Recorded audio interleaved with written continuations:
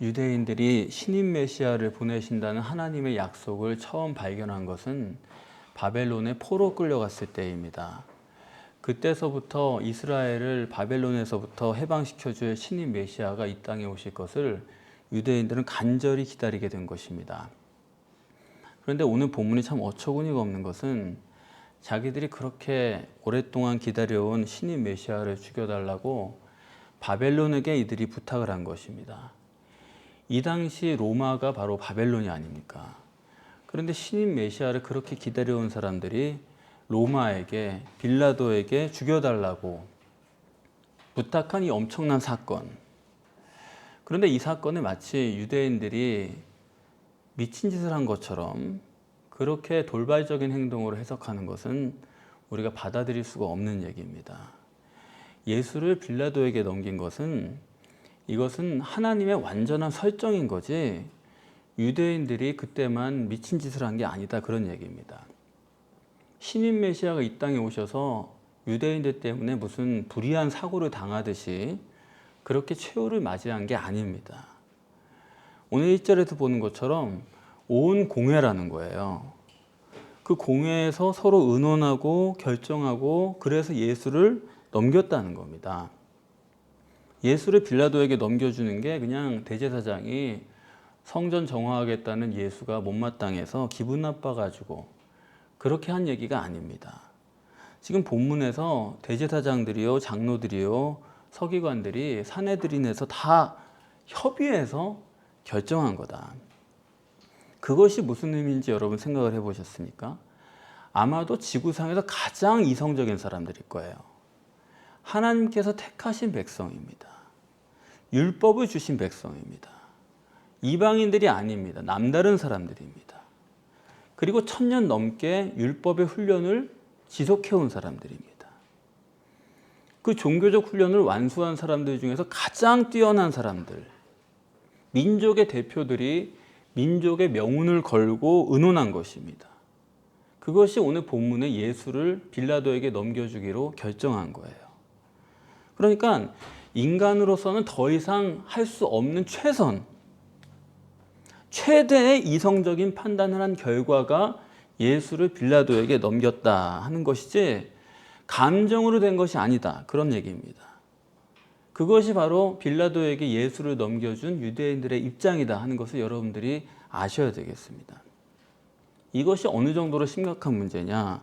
여러분 생각해 보세요. 유대인들이 이방인들을 사람으로나 생각을 합니까? 성경에 유대인들이 이방인을 어떻게 생각하는지 자세하게 증거가 되어 있습니다. 사울왕 같은 사람은 블레셋과의 전투에서 패배해서 심각한 부상을 입어서 자기가 죽어갈 때 사람이 죽어가는데 가장 큰 관심사가 뭐였냐면 저 이방인들의 손에 내가 죽을까 염려한다는 거예요. 그래서 그 와중에도 자기가 칼에 엎드려져 가지고 자살을 하지 않습니까? 이방인들을 사람으로 여기지 않는 게 유대인들이에요. 같이 앉지도 않고 같이 밥도 안 먹습니다. 그런데 그 이방인들의 대표가 빌라도예요. 거기에다가 어찌됐든 간에 이 예수라는 사람은 사이비 이단의 괴수라고 생각이 되지만 불과 며칠 전까지만 해도 수만 명의 유대인들이 쫓던 유대인 랍비입니다.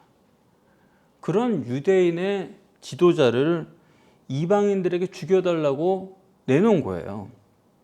이건요, 유대인 입장에서 생각하면 이거는 흔히 그냥 로마가, 빌라도가 사람을 죽일 권력이 있으니까 그걸 믿고 그 사람들에게 내줬다, 그렇게 생각하는 거는 그건 너무 쉽게 생각하는 거고 유대인들을 알면은 그런 얘기 못 합니다. 더군다나 이것은 깊이 생각하면 이렇습니다. 예수님은 도살장에 끌려가는 양과 같다라는 구절이 있지 않습니까? 그렇지만 지금 예수님을 보면은 양의 취급도 못 받는 거예요. 돼지 취급을 받는 거예요. 거라사 지방에 군대 귀신 들린 사람, 예수님께서 귀신을 내쫓아서 돼지떼로 들여보냈을 때 돼지떼가 벼랑으로 내리달아가지고 몰살하지 않습니까? 그 돼지들은 유대 사람들 용이 아닙니다. 유대 나라에 주둔하고 있는 로마 군인용 식량이에요. 지금도 이스라엘 사람들은 절대로 돼지고기는 먹지도 않고 돼지를 만지지도 않습니다. 그러니까 이방인들은 그런 돼지랑 함께 사는 사람들이고 돼지 같은 존재예요. 그런 돼지 같은 이방인들에게 예수를 죽이라고 지금 부탁을 하는 겁니다. 이게 간단한 얘기가 아니에요. 그렇다면 이러한 예수의 죽음, 빌라도에게 넘겨진 예수라는 것은 여기는 유대인들로서는 감당할 수 있는 얘기가 아니에요. 이거는 하나님의 설정과 완전한 의도가 들어있지 않으면 일어날 수가 없는 사건입니다. 지금 유대인들이 유별난 짓거리를 했다 이런 얘기를 하자는 게 아니에요. 대제사장들, 서기관들, 장로들은 인간의 대표를 뜻하는 것입니다. 그 사람들만 특이한 얘기가 아니고 여러분과 저에 해당하는 모든 인간의 본질적인 문제를 얘기하려는 거예요. 인간의 최선, 인간이 할 수 있는 최대가 어디까지인지를 오늘 본문을 통해서 예리하게 지적하고 있습니다. 공회에서 의논했다는 겁니다. 그리고 여러 증거로 고소했다는 거예요. 많은 증거를 제시했다는 거예요. 왜 이렇게 많은 것을 해야만 하느냐? 이 점을 정립하라는 것이 오늘 본문의 실제적인 요구입니다. 인간은 가시적인 것이 기준일 수밖에 없기 때문에 어느 누구도 직접적인 원인이나 본질을 알 수 있는 사람 아무도 없어요. 여러분이 생일 파티 하시지만 그 생일도 여러분이 아시는 게 아니잖아요. 너 생일이 언제다 그렇게 누가 말해주니까 그걸 우리가 받아들인 거지. 우리의 원인과 시작에 대해서 자기가 직접 아는 사람은 없어요. 그 정도로 인간은 간접입니다. 그러니까 인간의 최선은 많은 결과들을 모아놓고 그 중에 공통적인 것이 뭐냐 그걸 찾아본 다음에 그게 실제겠다. 이 정도를 찾아보는 게 인간의 최선이에요. 그렇게밖에 못하는 겁니다. 인간이란 다 간접적인 결과들 중에서 어느 쪽이 많으냐. 쉽게 말해서 통계를 내는 거예요. 통계에 의해서 결정하는 것이 인간이다. 그러나 그 통계라는 것은 아무리 많이 모아놔도 그 모아놓은 그것이 100%라 할지라도 그것도 간접일 뿐이지 그것도 직접은 아닙니다. 그게 사실이나 진리는 아니다 그런 말씀이에요. 인간의 최선일 뿐이지 그것이 사실에 적중하는 것은 아닙니다. 그렇기 때문에 인간이 진리와 사실도 아닌 걸 가지고서 다른 사람을 정죄하기까지 하잖아요. 몇 가지 가지고 생각을 해보고서는 저 사람 나쁘다. 그거는 정말로 알지도 못하면서 무언가를 하는 것입니다. 더 심각한 문제는 이거예요. 가시적 결과만이 우린 기준이기 때문에 결국 그것은 자기 입장밖에 못 되는 겁니다. 내가 보는 것만큼만 가지고 얘기를 하는 거예요. 내가 아무리 객관적이라고 얘기를 해도 그것도 주관이에요. 그 사실을 알아야 됩니다. 물론 그것이 사실과 일치할 수도 있고 그러나 일치하지 않을 수도 있는 것이죠. 그런데 본문이 정립해주는 가장 심각한 점은 바로 이 점이에요. 본문에서 보니까 많대요. 많은 증거래요. 우리는 많으면 많을수록 그게 옳고 그게 뭔가 신빙성이 있고 그게 선이고 이렇게 생각하기가 쉬운데 그런데 본문은 많으면 많을수록 그 많은 걸 가지고 예수를 죽였다는 거거든요. 많으면 많을수록 그게 악이다 이겁니다. 많은 결과로 얻어지는 믿음과 확신. 그것은 자기 확신에 지나지 않는 거예요. 좀 더 명확하게 얘기하면 그것은 동물적인 믿음과 확신입니다. 동물적인 지식에 그치는 거예요. 이건 조건 반사적인 반응이다. 같은 것이 많고 그것이 계속되고 반복되면은 그것은 조건 반사적인 결과를 알 수밖에 없는 것이지 그거는 진리가 아니다 이런 얘기입니다. 오직 인간은 결과를 위해서 뛰는 존재이기 때문에 그 결과를 얻기 위해서라면 그야말로 고진감래하면서 총력을 기울이는 거예요. 장애가 있는 아이라 할지라도 부모가 그 아이가 어떤 결과를 내기를 딱 정해놓고 걔를 밀고 나가가지고 끝까지 그것을 성취하는 것입니다. 그 결과를 위해서 끔찍한 훈련을 하더라도 그걸 하고 나서 극복했다. 그러면은 얼마나 위대한 사람으로 남습니까? 그러나 여러분 생각해 보세요. 그 결과를 이루어냈기 때문에 그 사람이 위대해 보이지만 그 결과를 이루어내지 못했다 하더라도 그 사람의 가는 길은 소중한 거고 의미가 있지. 몰라서 그러는 거지 알면은 그게 다 의미가 있지 않습니까? 그러니까 사람들은 뭔가 결과를 내기 위해서 확 몰아가고 그게 되면은 그걸 위대하다 그러고 종교적 훈련이라는 것도 어려운 것들을 극복해내면은 위대한 인물이다. 그렇게 우리가 생각을 합니다만은 다 마찬가지죠. 인간의 모든 교육도 어떤 결과를 딱 정해놓고 그걸 만들어내기 위해서 모든 걸 평가해가는 훈련이에요. 그런데 이게 심각한 문제는 뭐냐면 이런 훈련과 결과, 성취 이런 걸 계속 반복해 나가다 보면 그것이 쌓이면 쌓일수록 점점 자기 확신에 속한 그것이 영적으로는 심각한 문제가 되는 것입니다. 영적으로는 그게 아주 고착이 돼버리는 거예요. 인간은 최선을 다하느라고 하는데 그것이 하나님 보시기에는 최악의 상태로 가고 있다. 이것이 하나님께서 해결해야 될 난제입니다. 출애굽했을 때 모세를 통해서 하나님께서 여러 가지 표적을 보여줬습니다. 왜냐하면 보이지 않는 하나님이기 때문에 보이는 것만 중요한 인간으로서는 그런 보이는 표적이 아니고서는 하나님을 알 길이 없는 거예요. 그래서 그런 표적을 눈에 보이게 많이 행하셨지만은 그걸 보면서 이스라엘 백성들이 북치고 장구치고 환호했죠. 근데 그걸 다 하고 나니까 어떻게 됐냐면 모세가 40일 동안 시내산에 올라가서 안 보였더니 아래서 그 사람들이 금송아지를 만든 겁니다. 그러니까 많은 걸 보여줬는데 사람들의 마음 변한 게 아니었던 거예요. 많은 사건들, 행위들이 있었지만 그 사람들의 마음은 변한 게 없었던 거예요. 이렇게 하나님께서는 하나님을 알리자니 뭔가를 보여주긴 해야 되지만 근데 그 보여준 것 갖고는 사람들의 마음은 변한 게 아니라는 거고 그러니까 예수님께서는 그런 것들을 보면서 야, 이건 정말 세상이란 게 악한 거구나.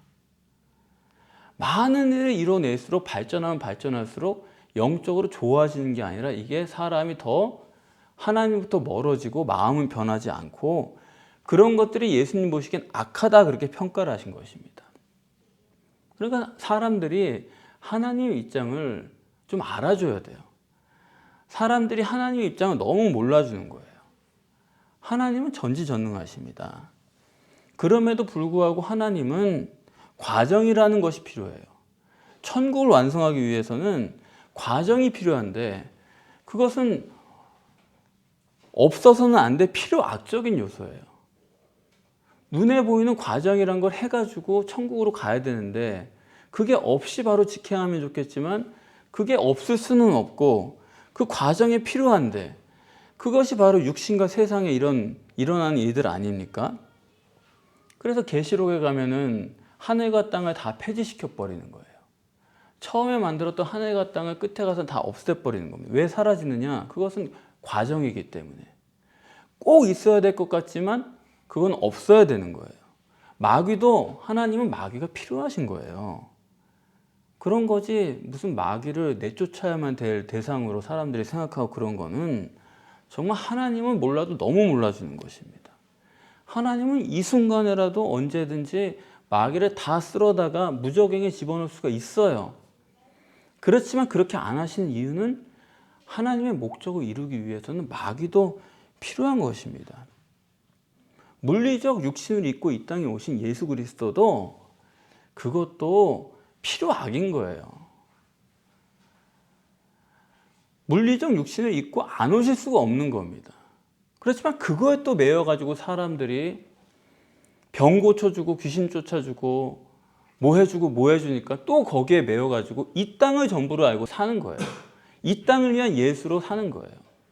그러니까 천국을 위한 하나님의 목적은 또 반대가 되는 거예요. 그러니까 하나님이 이걸 안 할 수는 없는데 하면 또 이게 잘못되는 길로 가고 이러한 목적과 과정을 분별하지 못하는 인간 이것이야말로 정말 이 복음과 신학이 다 잘못된 이유고 그러니까 하나님의 마음을 입장을 사람들이 몰라주는 것입니다. 예수 그리스도도 하나님의 목적을 위한 과정이고 수단이지 그분 자체가 목적이 아니에요.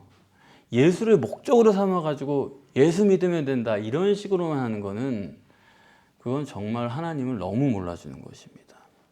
그래서 어쩔 수 없이 하나님께서 이 모든 것을 필요악으로 사용을 하시는데, 그 사용하는 그 재료를 가지고 마귀도 같이 사용을 해요. 마귀는 이러한 필요악들을 가지고 사람을 고착하도록 만들어주는 것입니다. 이 고착에 대해서 여러분들이 무시하고서 영적인 신앙을 가질 수가 없습니다. 고착은 뭐냐면 눈에 보이는 결과가 나의 마음을 지배하는 거예요. 이런 눈에 보이는 육이 내 영을 지배하는 거예요. 결과 기준으로 부동의 자기 확신을 갖게 하는 것입니다. 어떤 권사님이 저한테 그러시더라고요. 자기는 하루에 주기도문을 100번 외우려고 한대요. 어떻게 그걸 합니까? 그러니까 할 수가 있습니다. 어떻게 합니까? 옛날에 남편 사업이 망했을 때 신앙이 없었대요, 별로. 근데 어디서 누가 주기도문 100번 외워보라고 그래가지고 주기도문 100번을 계속 외웠더니 한 달 만에 남편이 감옥에서 나오고 또 사업도 풀리기 시작했다는 거예요. 아주 그게 비결이라는 거예요. 그래서 지금도 주기도문을 100번 외운다 그러시더라고요. 무서운 고착이에요. 하나님을 믿는 게 아니에요, 그거는. 그 눈에 보이는 가시적 결과 때문에 거기 탁 매여가지고 다른 거는 생각도 안 하는 것입니다. 주기도문 100번 이걸로 끝난 거예요. 그러니까 결과 기준에서 뭐를 하면 할수록 고착은 점점 강해지는 거고, 누구에게나 전도하는 겁니다. 100번 해보라고, 100번 해보라고. 이게 완전히 고착이고 다른 건 들리지도 않는 겁니다. 신비체험이란 거에 위험이 거기 있는 거예요. 종교의 위험이란 게 거기 있는 거예요. 유대교의 문제도 거기에 있는 거예요. 유대인들이 빌라도에게 예수 그리스도를 돼지 잡으라고 넘겨두시 넘겨줬다라는 것은 그 사람들의 고착이 얼마나 강한지를 보여주는 것입니다. 전혀 새로운 게 못 받아들여지는 거예요. 이걸 빌라도에게 넘겨서라도 이거를 치워버리고 싶은 거예요. 그동안 자기 확신이 너무 강하기 때문에 마해동풍이에요. 얘기해도 소용없는 거예요. 세기의 경이기입니다. 그게 뭐냐면 성경이 강팍하다고 펄펄 뛰는 거거든요. 바로로 대표되는 거죠. 10가지 재앙을 그때는 다 끄덕끄덕했어요. 바로가 하나님의 역사구나, 모세의 말이 맞구나. 그래 놓고서는 나가라고 그래 놓고서는 뒤만 돌면은 그래도 방법이 있지. 내가 바로인데 어떻게 할 방법이 있지. 이런 거 생각하는 거예요. 그러니까 사람들이 다 인간적으로, 이 고착이 심한 사람들은요, 물론 안 그런 사람도 있겠지만 인간적으로 시원치 않은 사람들이 아닙니다. 인간적으로 다 자기 삶에 노하우고 있고 어디 가서 잘났다고 하는 그런 사람들이 더 고착이 심한 거예요.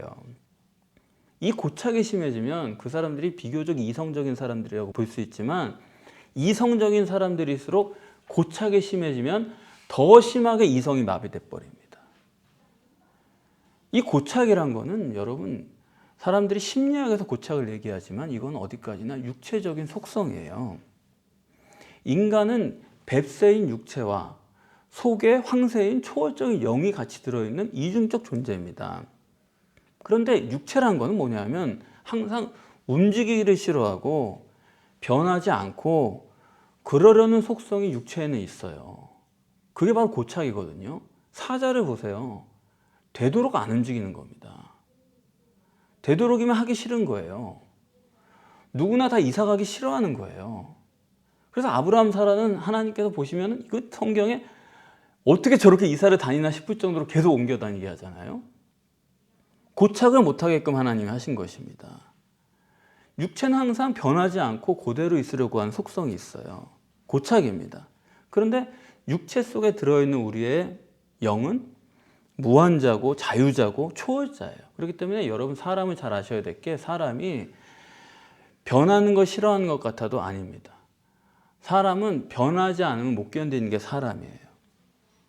그렇기 때문에 육체적으로 볼 때는 가만히 있는 걸 좋아하고 이 상태에서 그대로 가는 걸 좋아하는 것 같지만, 그 영의 무한적인 속성 때문에, 초월자적인 속성 때문에 인간은 고착을 견딜 수가 없는 존재예요.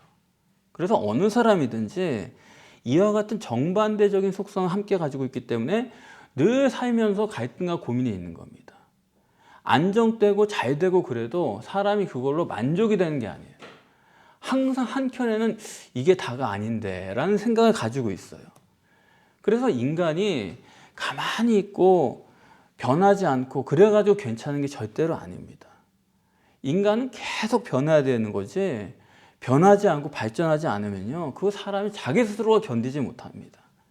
그런데 만약에 변하지 않고 늘 가만히 있는 게 좋은 사람이 있다, 그 사람은 병든 사람이거나 영이 죽은 사람이기 때문에 그런 거예요.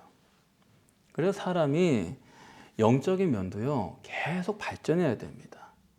그렇지 않고 정체되어 있습니까? 여러분이 5년을 믿으셨든 10년, 20년 교회 생활을 하셨든 여러분이 정체되어 있고 옛날과 나의 생각이 바뀌지 않았다 그러면 여러분들은 죄송하지만 병든 사람이거나 죽은 사람이에요. 그거는 명확합니다. 아니라고 그래봤자 소용이 없어요. 성경적인 원리이기 때문에. 창세기 4장 7절에 하나님께서 가인에게 이렇게 말씀합니다. 죄의 소원은 네게 있지 않느냐. 너가 이렇게 된 거는 너의 문제 아니냐.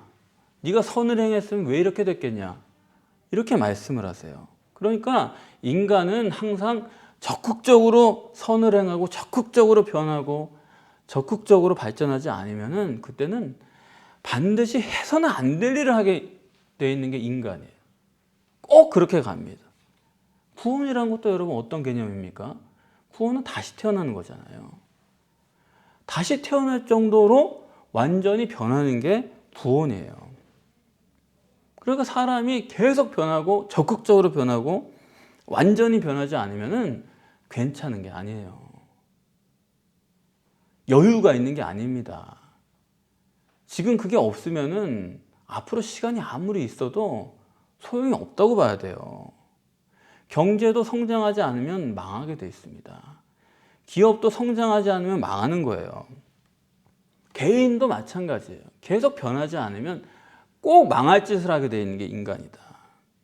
심지어 하나님도 엘로힘, 여호와, 임마누엘 계속 변화하는 것으로 자기를 계시하지 않습니까? 이 점을 우리가 깊이 생각해야 되는 거예요. 여러분들의 신앙이 발전하지 않으시면은 꼭 해서는 안 될 일을 하게 돼 있어요. 참 그게 문제입니다. 저 사람은 왜 저렇게 해서는 안 될 짓을 할까? 왜 저걸 계속 반복할까? 그 답은 그 사람은 영적으로 병이 든 사람이에요. 아니 아예 죽어버린 사람이에요. 그러니까 몇 년이 지나도 전혀 안 달라집니다. 저도 1년 전에 한 설교를 여러분 찾아서 들어보세요. 목사님이 변했나 안 변했나 한번 생각해 보세요. 냉정하게. 1년 전에 제 설교랑 지금 설교랑 안 바뀌었으면 저도 죽은 사람이에요. 하면 할수록 잘 되고 하면 할수록 쉬워지고 하면 할수록 눈에 띄고 깊어지고 이게 안 되면은 영이 변한 게 아닙니다. 발전한 게 아닙니다. 그럼 병들거나 죽은 거예요. 그렇기 때문에 저뿐 아니라 누구도 영적으로 성장하지 않으면은 해서는 안 될 짓을 하는 것으로 끝나고 마는 거예요. 괜히 관심 갖지 말아야 될 때 관심을 갖는 거예요.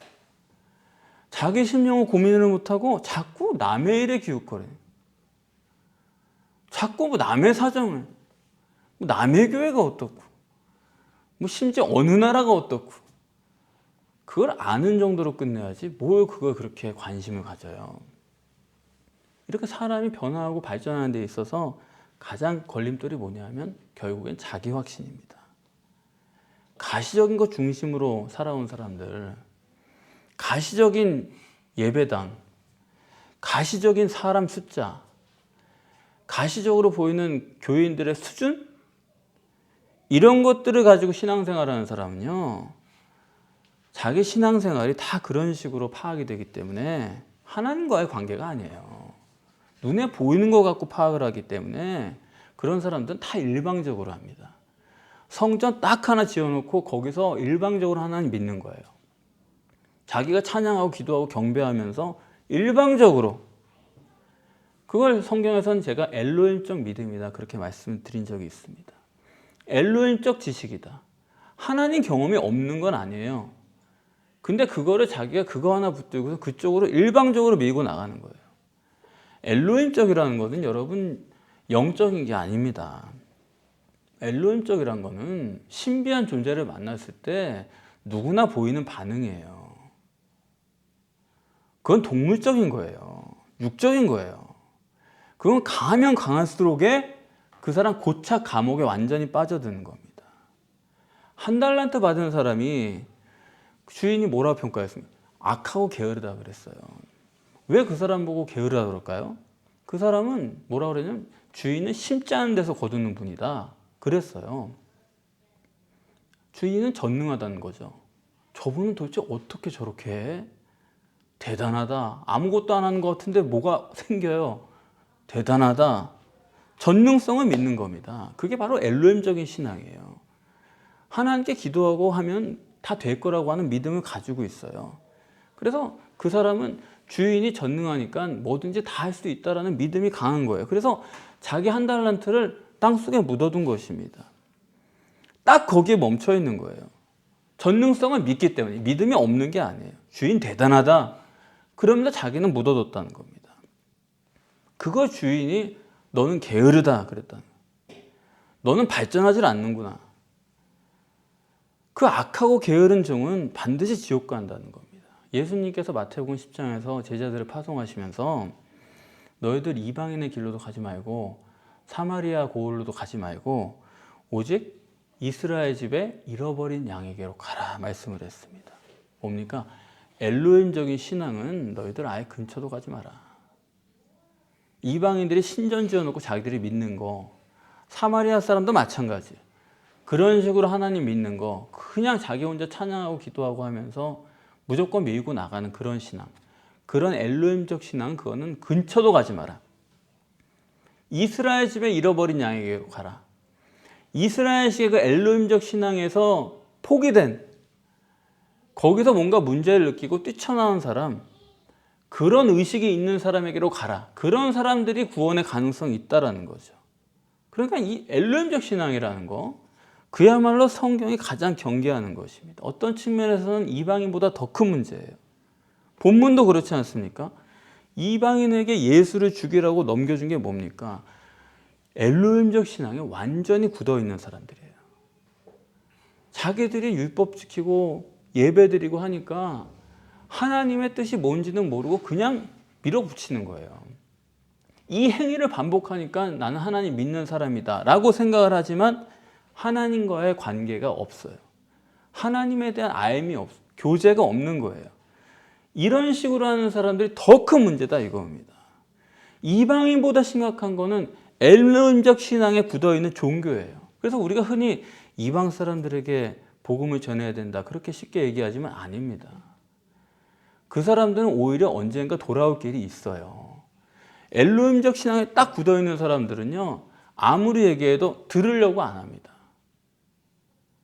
거기서 뭐 뾰족한 게 있는 것도 아닌데 자기가 아는 것도 아닌데 다른 얘기를 해도 안 듣는 거예요. 예수님께서는 바로 그런 사람들을 문제 삼는 것입니다. 그래서 본문에 막연하게 예수님을 빌라도에게 넘겼다는 게 아니에요. 자세히 보시면 본문이 대조를 이루고 있습니다. 뭘 대조를 이루고 있냐 하면요. 한번 보세요. 대제사장들, 장로들, 서기관들의 한 분 주님, 그리고 많은 증거대 예수님의 한 증거, 간접 증거대 직접, 결과대 원인, 육대 영, 허위대 진리, 이러한 대비를 이루고 있어요. 자꾸 이 본문을 가지고 사람들이 주님이 침묵하셨다 이런 식으로 뭐 아주 그럴듯하게 얘기를 하는데, 극적인 것처럼 얘기를 하는데 무슨 소리예요? 여기 침묵하신 게 아닌데 자꾸 침묵했다 그러는지. 주님은 침묵하신 게 아니라 답변을 하셨어요. 근데 그 답변은 뭘 하셨냐 하면 딱 하나예요. 네가 유대인의 왕이냐? 거기에만 대답을 하신 거예요. 뭐냐? 결과 기준으로 네가 뭘 했냐, 무슨 말 했냐, 그런 거에는 답을 안 하셨어요. 그런데 하나의 원인, 본질, 네가 누구냐, 거기에 대해서만큼은 누가 묻든지 답을 하시는 겁니다. 원인이나 본질은 단 하나고 그 원인이 중요하고 그 원인이 답인 거지, 결과라는 것은 아무리 많아도 그건 어느 것도 답이 아니에요. 당신이 누구냐? 유대인의 왕이다. 그거 하나면 족한 거예요. 무슨 말을 했냐, 뭘 했냐, 그건 다 부질없는 얘기들이에요. 그러니까 예수님 거기에 답을 안 해요. 내가 유대인의 왕으로서 한 거, 유대인의 왕이란 것만 분명하면 그 다음부터 저분이 그래서 저런 말을 했구나, 그분이 저런 행동을 했구나, 이게 이해가 되는 거지. 그렇지 않습니까? 그래서 본문은 우리에게 유일 진리가 뭐냐, 절대가 뭐냐, 본질이 뭐냐, 원인이 뭐냐, 이런 것을 고민하라는 것입니다. 원인만 바로 되면은 결과는 알아서 따라오는 거예요. 결과를 예측할 필요도 없어요. 원인만 바로 되면은 내가 예측하지 못했지만은 올바른 결론이 찾아옵니다. 그런데 그 원인이란 거는 우리가 태어날 때를 기억 못하는 것처럼 원인은 잘 안 보이는 거예요. 그래서 그 원인을 알기 위해서는 늘 고민을 해야 되고, 늘 생각해야 되고, 그리고 그 원인에 집중을 해야 됩니다. 그렇지 않고서는 원인을 파악할 길이 없어요. 그래서 여러분 꼭 잊지 마세요. 여러분 자꾸 이런 결과들에 치중을 하시면은 결과가 원인을 지배하는 사람이 되는 겁니다. 자녀 교육을 해도 딱 정해놔요. 이거다.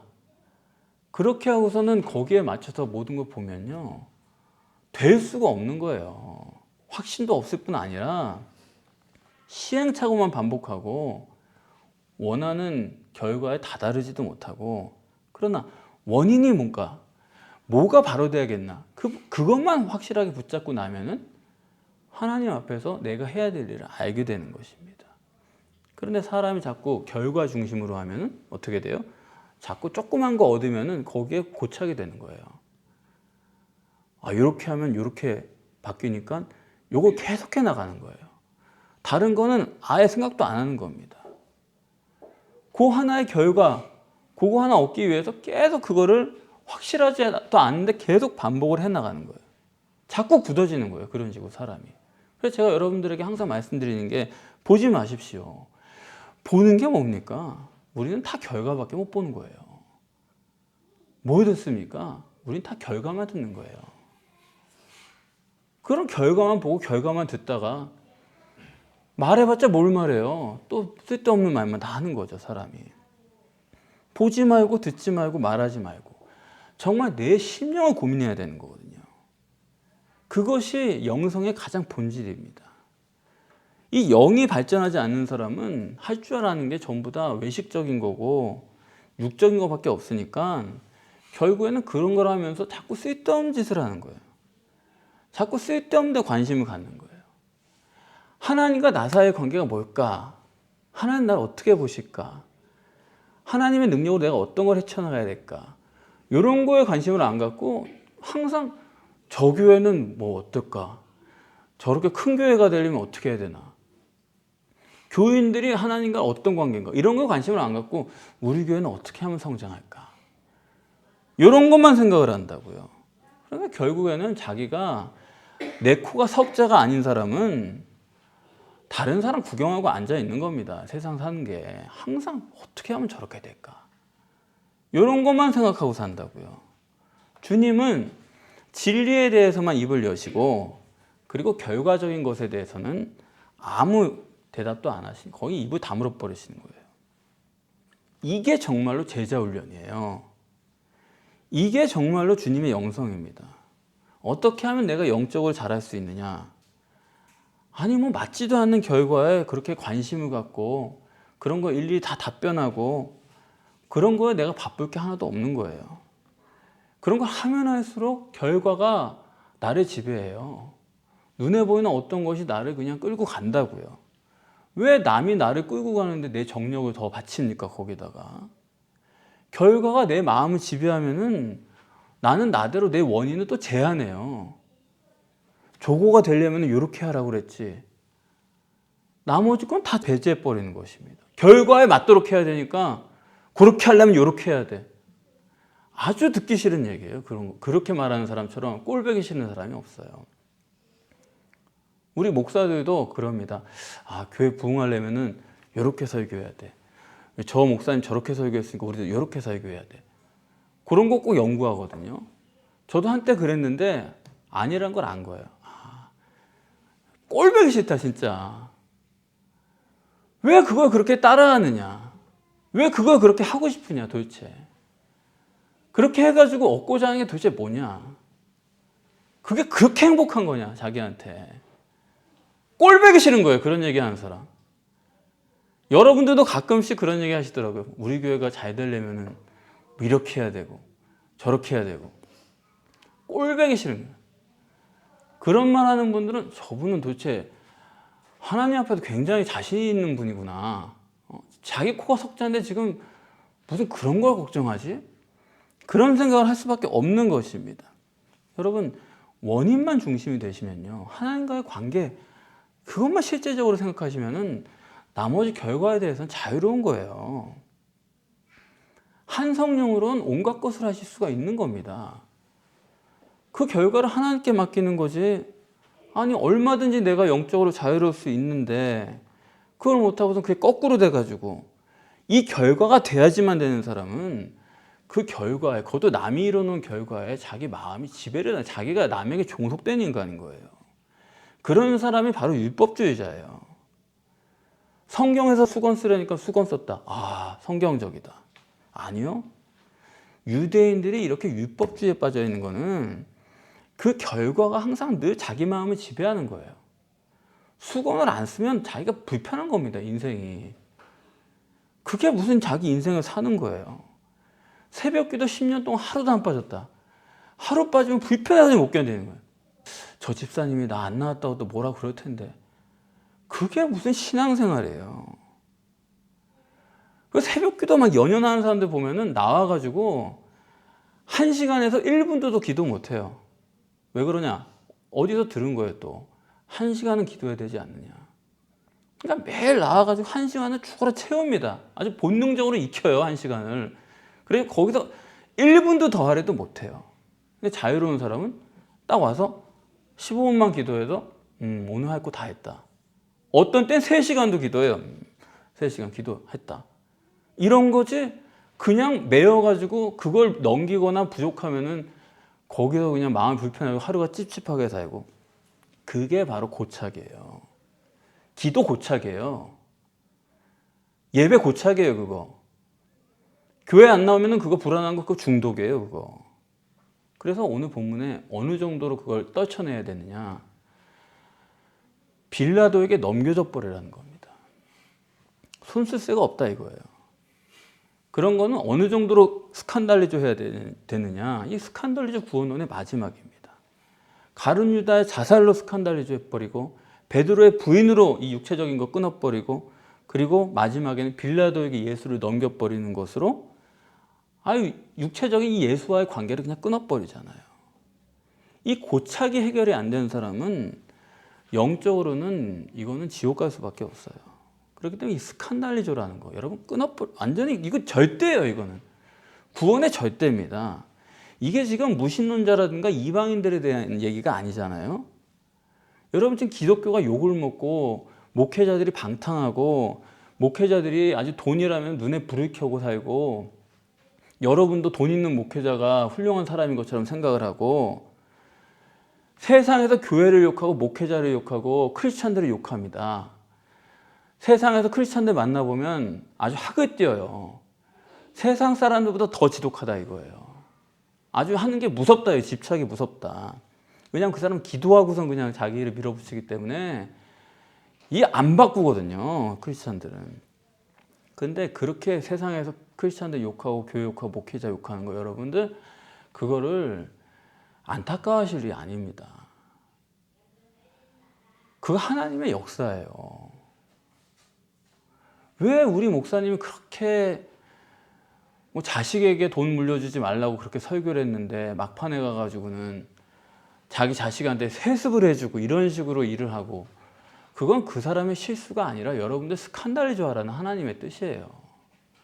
목사 믿고 교회 믿고 눈에 보이는 사람들 믿고 교인 믿고 나는 이런 교회 다닌다는 그런 교인 수준 믿고 그런 거 스칸달이죠 해버리는 거예요.